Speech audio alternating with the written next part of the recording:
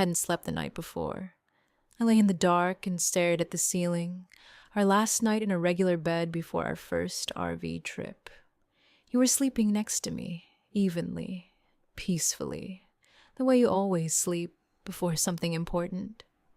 I never understood how you do it. I think about everything on nights like this. I thought about how we rented it 3 days ago. We pulled into the parking lot, a large lot outside town where several campers were parked, and saw it. White with a gray stripe along the side with large windows, with those little steps by the door that I had already imagined in my mind. You walked around it, slowly, carefully, touching the body with your hands. I looked at you and thought, there he is, the man of my dreams, my boundless love, my soul. Do you like it? You asked. Very much, I said. And you smiled. The smile that means, let's go. We took the keys in the morning. You got behind the wheel. I was next to you, pulled my legs under me, opened the window right away. The big white house on wheels moved out of the parking lot. Slowly, a little awkwardly at first, and we both laughed with excitement. Ready? You asked. You ask, I said. You pulled onto the road, and we drove. The Florida Keys begin where the usual ends. You drive south, Miami behind, the cities are thinning out, and suddenly, the overseas highway, the same road that goes across the ocean, literally, across the ocean, water on both sides. On the left, the Gulf of Mexico, green and warm. On the right, the Atlantic, darker, deeper, and you between them on a narrow strip of asphalt that connects island after island. I opened the window all the way. The wind was warm, salty, thick. I reached out and felt it flow through my fingers. Look, you said quietly. I looked ahead. The road went straight to the horizon, and on either side was shining water. Turquoise, silver, alive. The sky above it was blue, cloudless, and we were in the middle of it all in our white house on wheels. My breath caught. Is this real? I whispered. Real, you said, and took my hand. We drove slowly, not in a hurry. We stopped at every town we came across. Key Largo is the first island with the best places for snorkeling.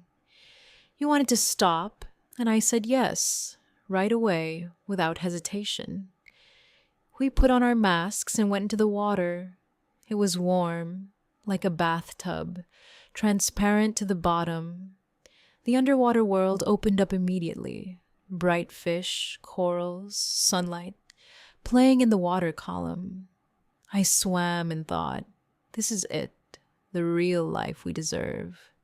You swam next to me. I saw you through my mask. You showed me a big fish, bright yellow, indifferent to us, and I laughed into my mask and swallowed water.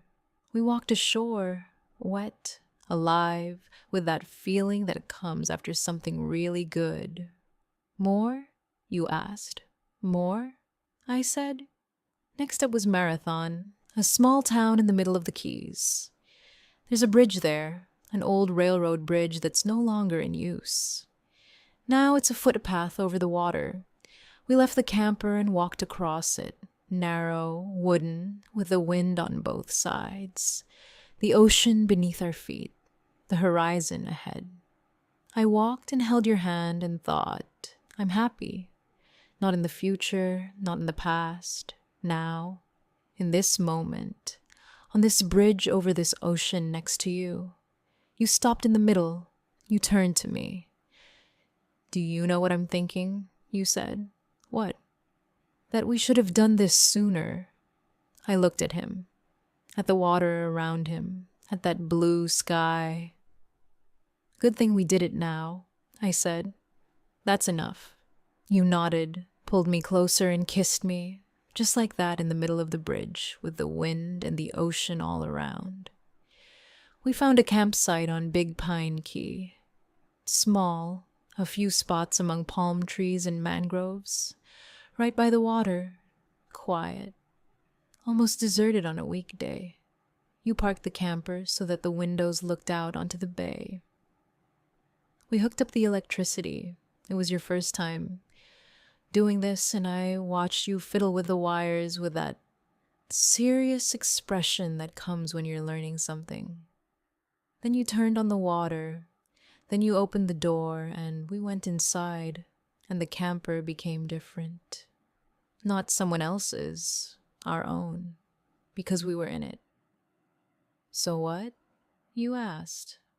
I looked at the honey tree, at the terracotta pillows we had bought specially, at that ceramic mug on the shelf. Like home, I said, quietly. You smiled. In the evening, we cooked over an open fire. You set up a small grill. You brought it with you, I didn't know. And we roasted vegetables and corn, the smell of smoke and salt in the warm evening air. Around us, palm trees, water, the first stars appearing in the darkening sky. I sat on a folding chair by the fire, in a light dress, barefoot, with a glass of wine in my hand. I watched you as you stood over the grill, as you turned the corn, as you raised your eyes and looked at the water. You looked different here, freer, as if this nature, this fire, this open sky was your environment, the one in which you were real. You look like yourself here, I said. You looked at me. How is that? Real, I said. The one I love, adore, who I want to see every day like this. You didn't say anything. You just looked at me for a few seconds. Then you turned away from the fire. But I could see, by your shoulders, by the way you exhaled, that you felt good about those words. After dinner, we sat outside until late at night. The sky over the Keys was incredible. Far from the cities, without any lights, the stars were so bright you could reach out and touch them. The Milky Way, real, not a photograph, stretched across the sky. I lay on the folding chaise long and looked up. You lay down next to me. We were silent and looked at the stars. What are they called? I asked, pointing to a bright cluster. Orion, you said. Here's his belt, 3 stars in a row. How do you know? I read. You said simply. I smiled in the darkness. You read about the stars. Sometimes I get the impression that you know everything in the world. And I like that. I admire your intelligence, your knowledge, your outlook on life. You've been preparing for this, I said. I always prepare, you answered quietly. The first night in the camper van, we went inside when it was completely dark.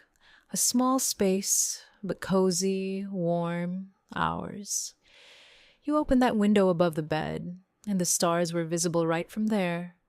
You lie down and look at the sky. I lay down and felt the camper van sway slightly from the wind. It wasn't scary, lulling. You lay down next to me, close, because although the bed is wide, the space is different from at home. Compact, close. Your shoulder touched mine. Your hand found mine in the darkness. Not scary? You asked quietly. No, I said. Good. Outside the window, the water was roaring, quiet even. The stars were looking at us through the window above our heads. And I thought, here it is, that house that is always the same, wherever we are. In the morning, I woke up to the light. The sun was setting through that window above my head, soft, early, golden. I lay there watching it move across the ceiling. You were still asleep. I could hear your even breathing. I felt the warmth beside me. I got up quietly. I threw on your sweater. I made coffee on that little stove in that little kitchen and went outside. Morning in the Keys. The bay, glassy, still, pink with the sunrise.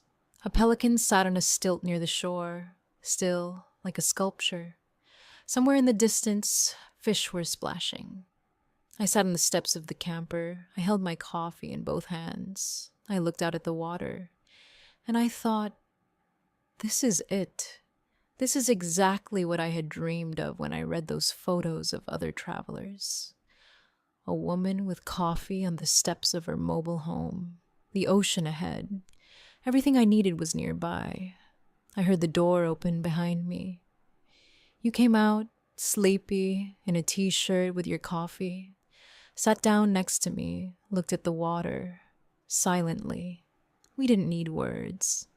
We just sat and watched the morning wake up over the Florida Keys, and it was another beautiful moment in our lives. Dear listener, yes, you who think that such mornings are not for you, that it is too difficult, too far, too unusual. No. The first time is always unusual. The first night in a camper, the first sunrise over unfamiliar water, the first coffee on the steps of your little mobile home. But after the first time, you want a second and a third, and you can't imagine how you lived without it. Take the first step. Rent for 2 weeks, go to the Keys, and then tell me how it was in the comments. Thank you for being here. Until next time.